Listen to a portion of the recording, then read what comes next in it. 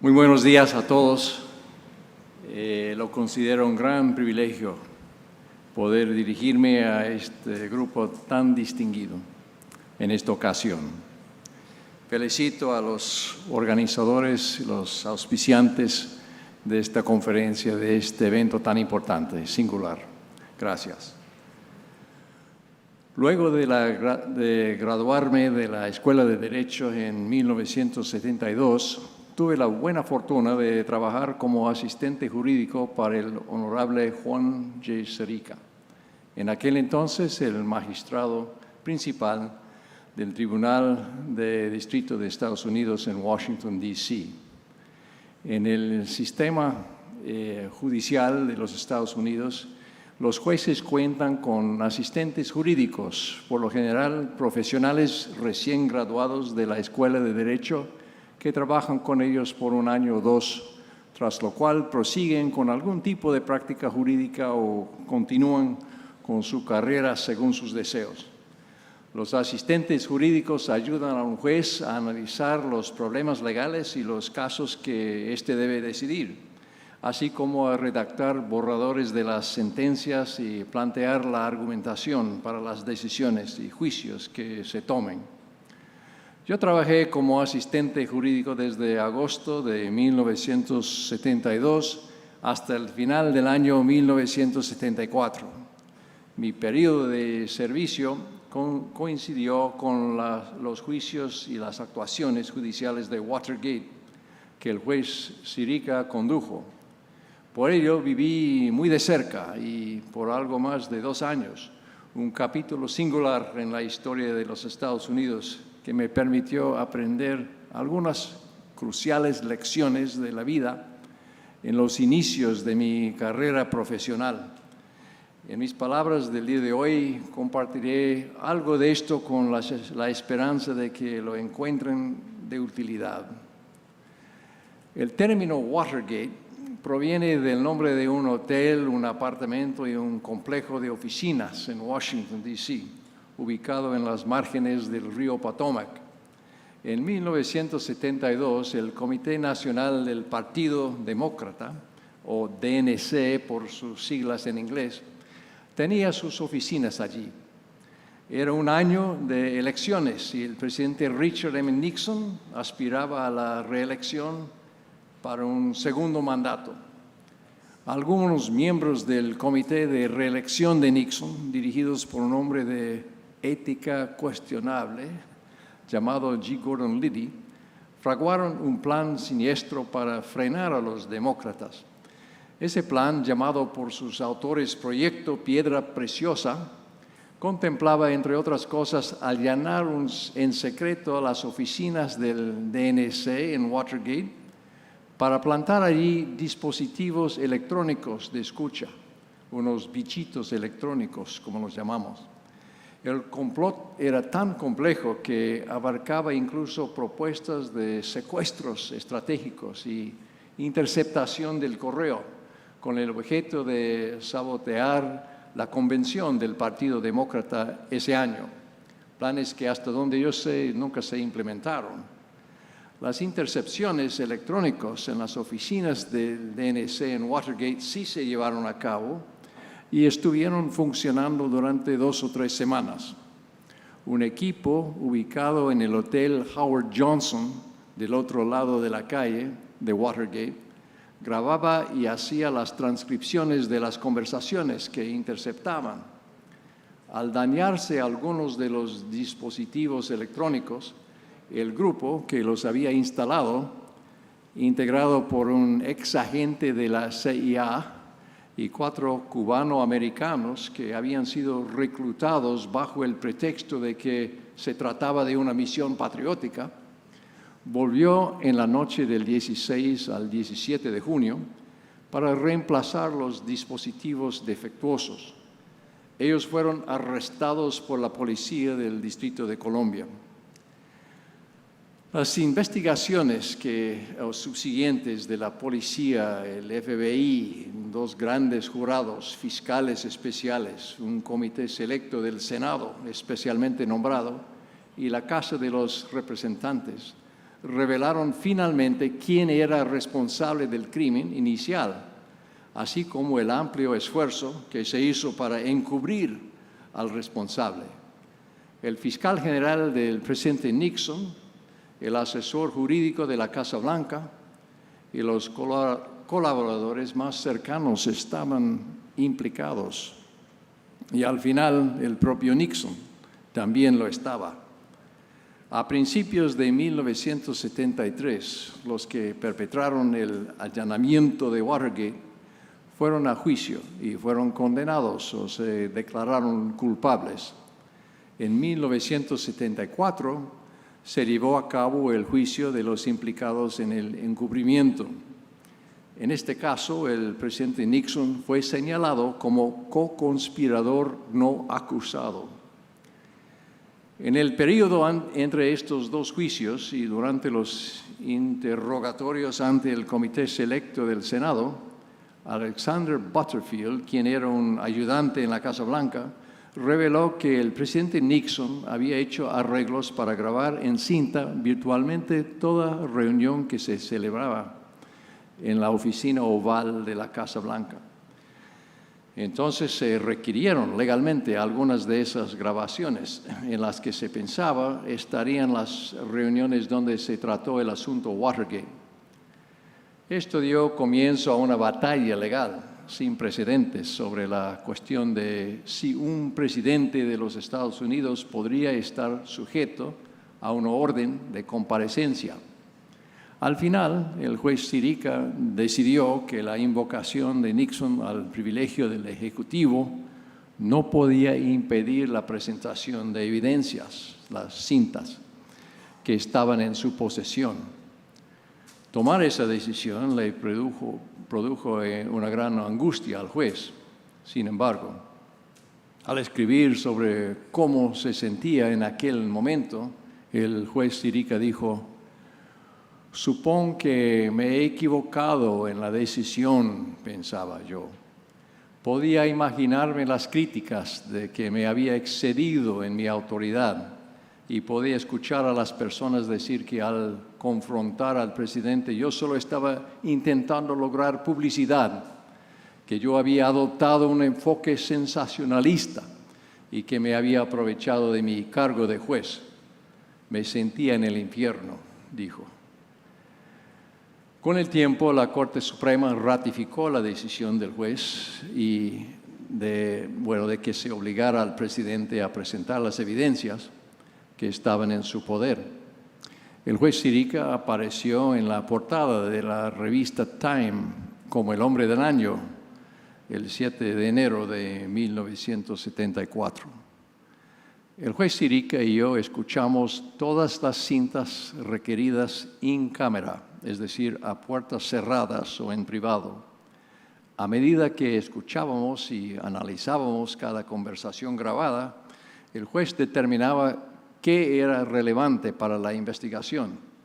Las cintas evidenciaban la complicidad del presidente Nixon en las maniobras ilegales de encubrimiento, mas no ofrecía evidencias definitivas de que él estuviera involucrado de alguna manera en el allanamiento secreto inicial.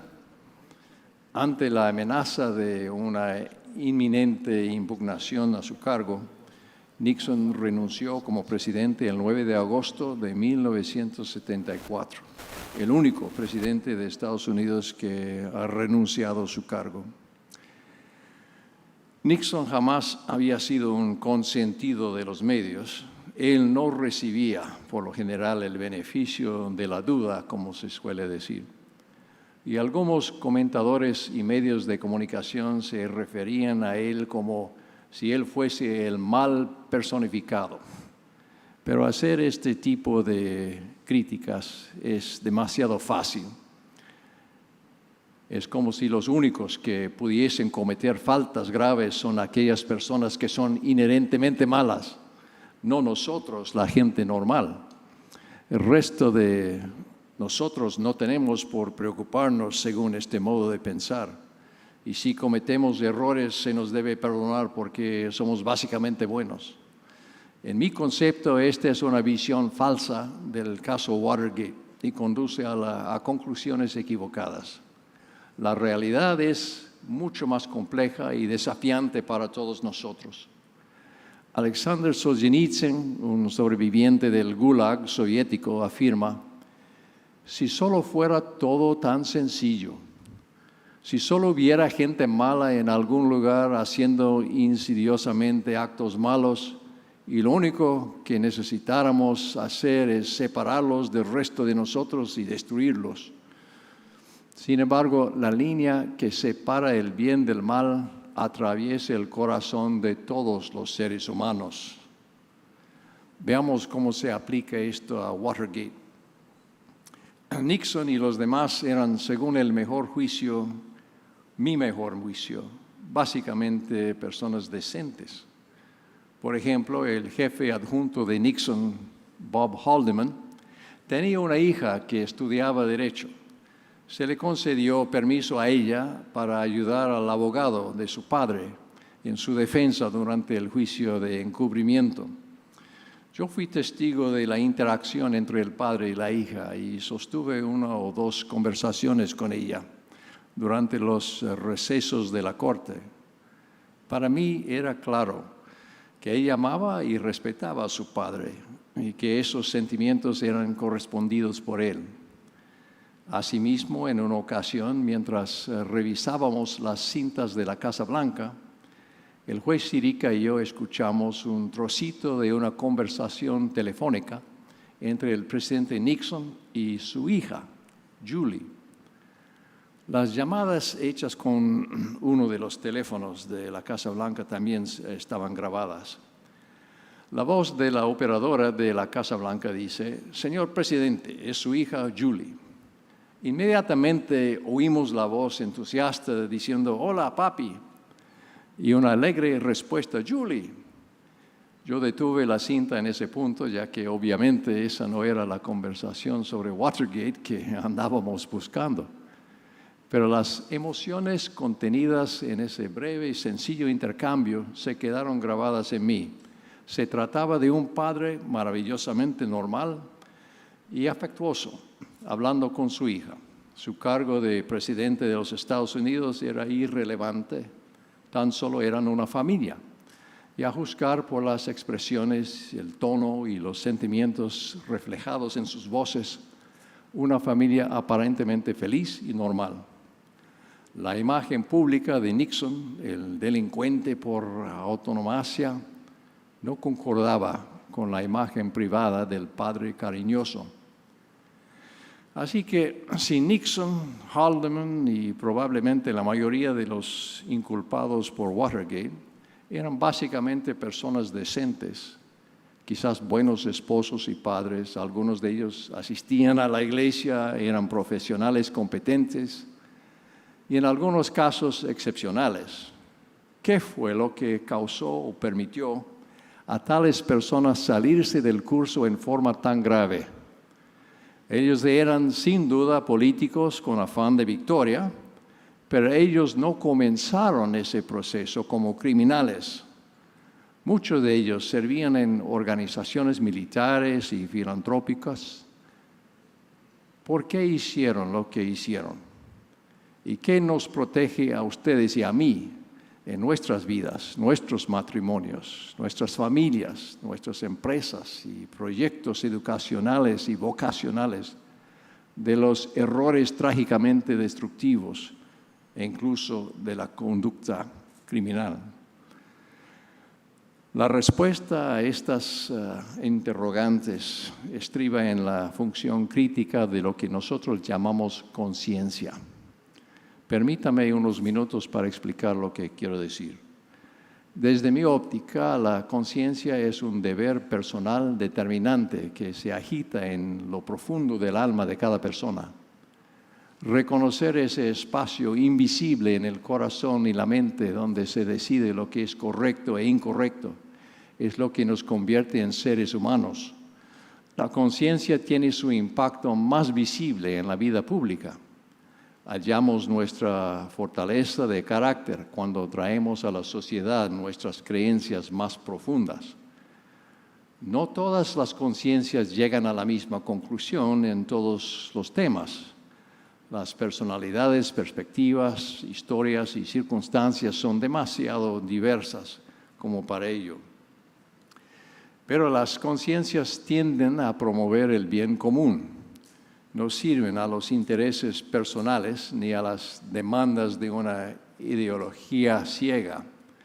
La conciencia jamás debe ser una tapadera para esconder conductas hirientes ni excusas para ganar privilegio. Cuando desplegamos nuestras creencias de esta manera, los conciudadanos detectan los intereses ocultos en nuestra agenda.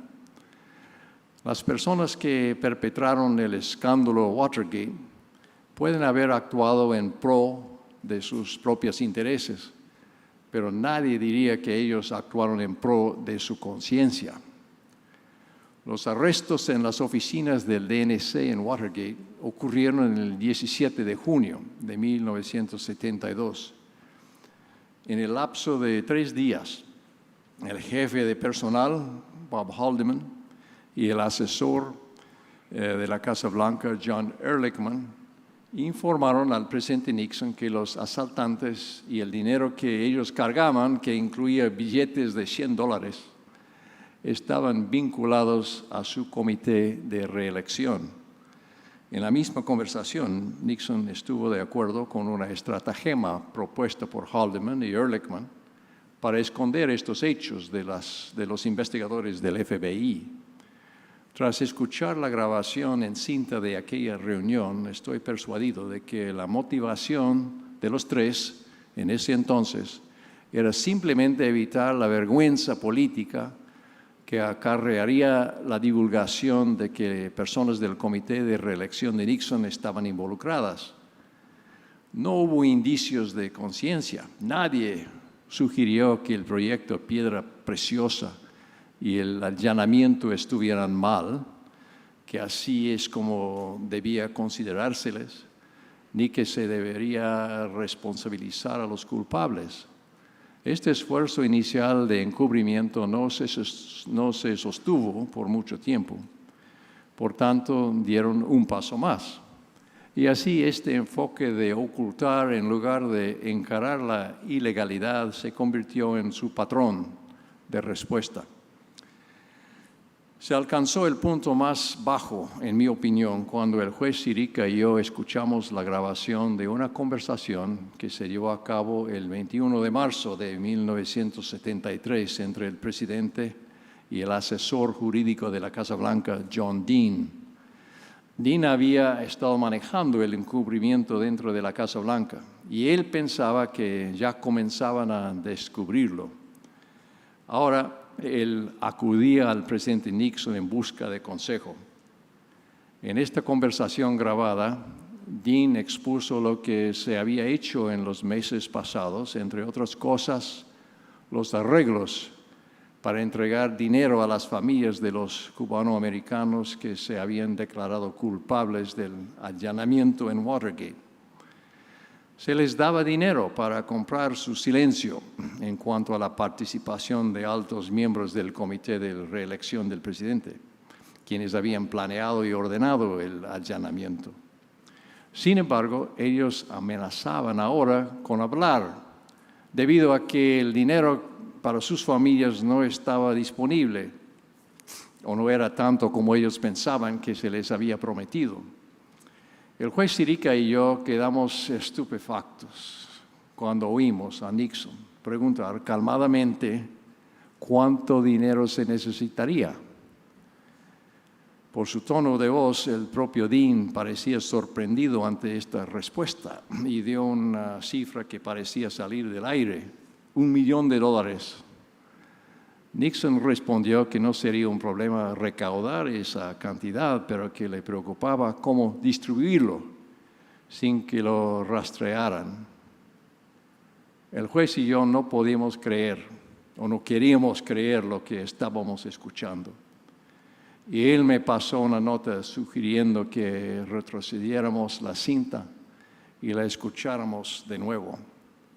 Hasta ese momento, él y yo habíamos abrigado la esperanza de que el presidente no estuviera realmente involucrado, pero esto era ya indiscutible. Aún recuerdo la desilusión y la tristeza. Esto pasó unos meses antes de la renuncia de Nixon, pero entonces nos dimos cuenta de que el presidente sería impugnado si no renunciaba antes. Mi pregunta en aquel entonces, y aún lo hago, ¿por qué Nixon permitió que este escándalo se acrecentara y se agudizara?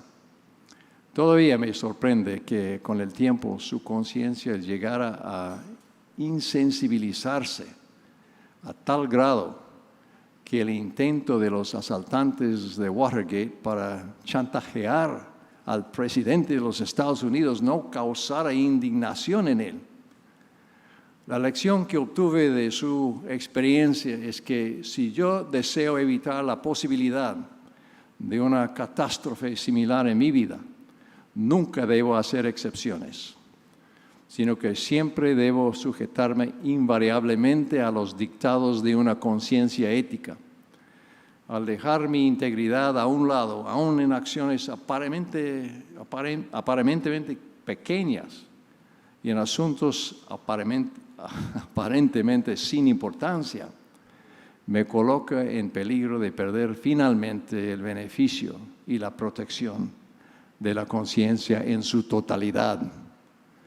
Estoy seguro de que algunas personas se han salido con la suya en el sentido de que han actuado deshonesto o ilegalmente en los negocios, la profesión o la política y no han tenido que rendir cuentas, al menos no en esta vida.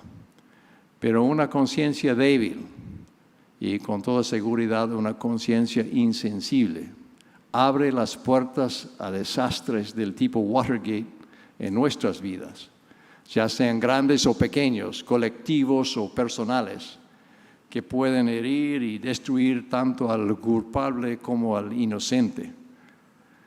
En la actualidad hay fuerzas en juego que intentan diluir la influencia de la conciencia en nuestra sociedad y cultura, considerando que la conciencia más bien otorga licencias antes que imponer deberes. El concepto de que la conciencia da derecho a una persona a hacer lo que quiera proviene del relativismo moral.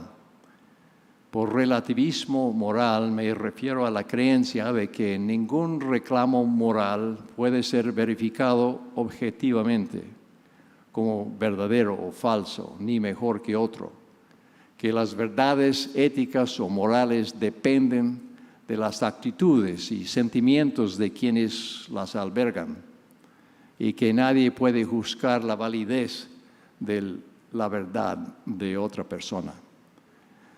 Como resultado se obtiene un caos de reclamos de verdades, un lodazal donde nadie tiene confianza moral para actuar. Esto puede sonar liberador para las personas, pero una sociedad no puede funcionar sobre esta base. Por otra parte, la conciencia real nos hace exigencias importantes y nos sujeta a una norma superior basada en conceptos y valores morales invariables, como la justicia, la misericordia, el amor, la honestidad, la generosidad, el autocontrol y la integridad que existen por separado de nuestras preferencias personales. En el ámbito público, ¿cómo se puede otorgar la misma validez a lo bueno y lo malo al mismo tiempo?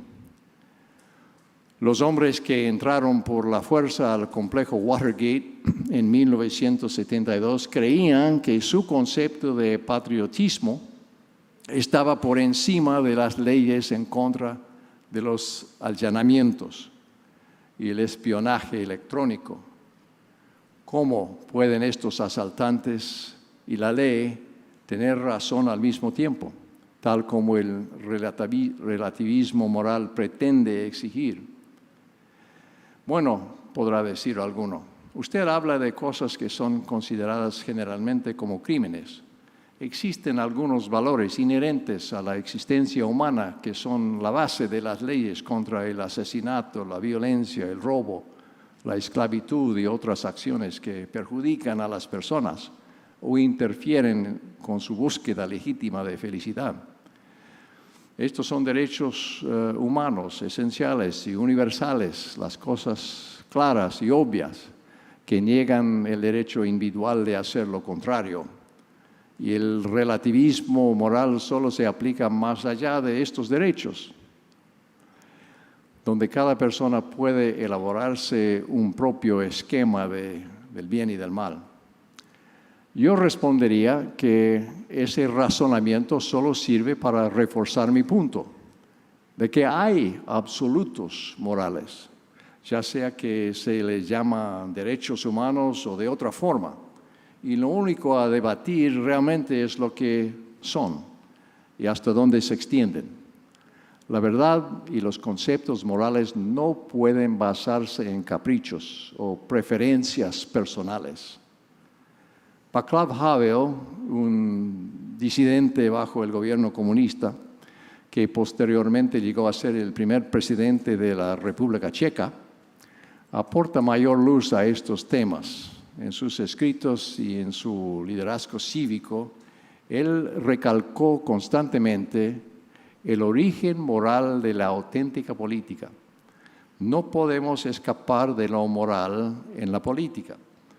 Ayuda al débil y al fuerte, al silencioso y al ruidoso, a la minoría y la mayoría.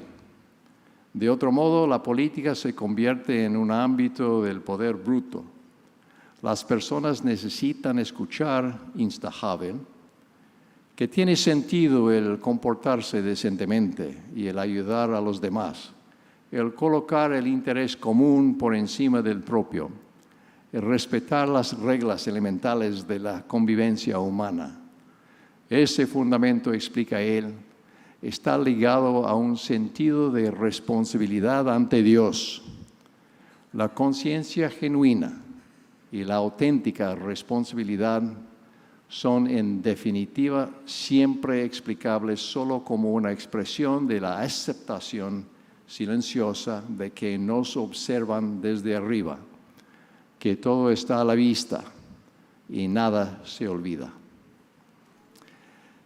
Es importante establecer que una comprensión ampliamente compartida de lo que es básicamente bueno y malo subyace en el marco moral y las leyes que rigen la conducta en la sociedad.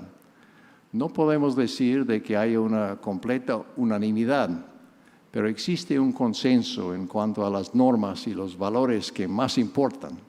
Por ejemplo, decir la verdad es bueno, el perjurio y la mentira son malos.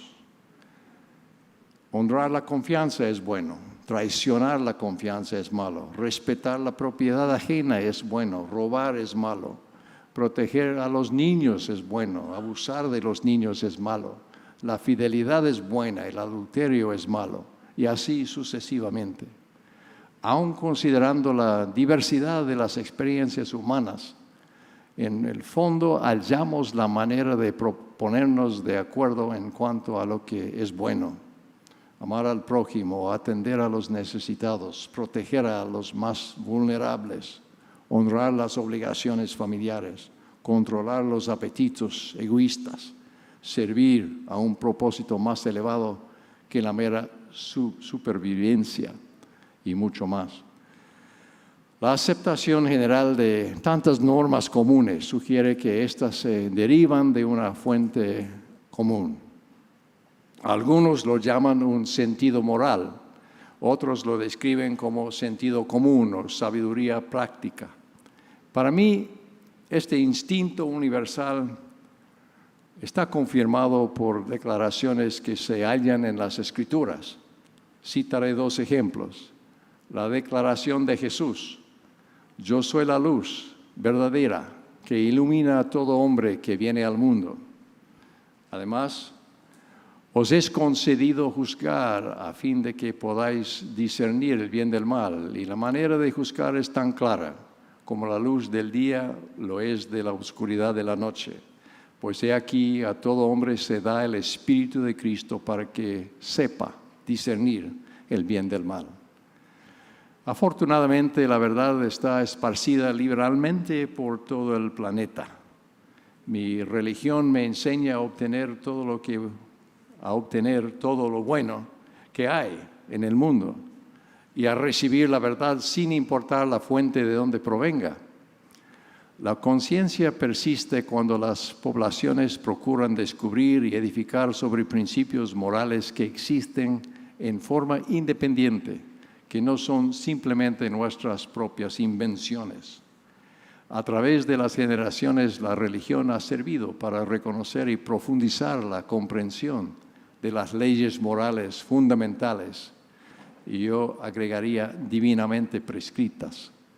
Claro está que yo no estoy planteando que ninguna religión ni tradición religiosa en particular debiera tener el derecho de dictar los valores y las obligaciones morales sobre las que se basa una sociedad pluralista, ni que una persona tenga que ser religiosa para ser moral. Pero para que las sociedades puedan perdurar, se deben escuchar a las voces religiosas y éticas. Si reconocemos y seguimos la conciencia, esta nos guiará a una mayor luz y verdad. Mi ruego es que todos mantengamos una conciencia que sea una guía enérgica y sin compromisos. Y permítame dejarles una sugerencia de algo práctico que estoy convencido que fortalecerá sus conciencias. Una vida dedicada al servicio a los demás permite que la conciencia florezca. El servicio proporciona una barrera natural contra las enfermedades que surgen como consecuencia de la autodeterminación y el egoísmo.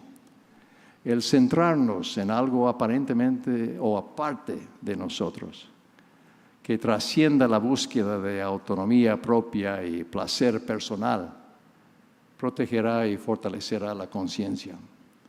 Tal como lo dijo Jesús a sus apóstoles: el que quiera hacerse grande entre vosotros será vuestro servidor, y cualquiera de entre vosotros que quiera ser el primero será siervo de todos.